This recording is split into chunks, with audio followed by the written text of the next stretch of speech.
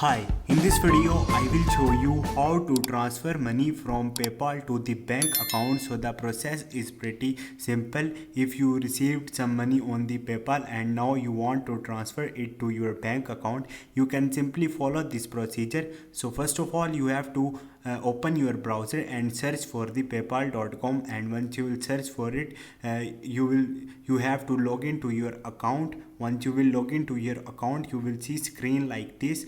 After that, how you can transfer your money to the bank? Simply you have to click on the wallets from here, or you will see balance here.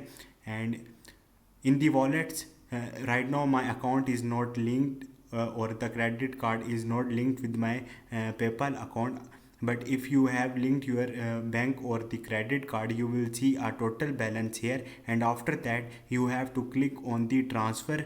Once you will click on the transfer, you will see three options. Select option according to your choice and transfer your money to your bank. So this is the procedure. You can transfer your money from PayPal to bank. Hope this video will helpful for you. See you next time. Thank you.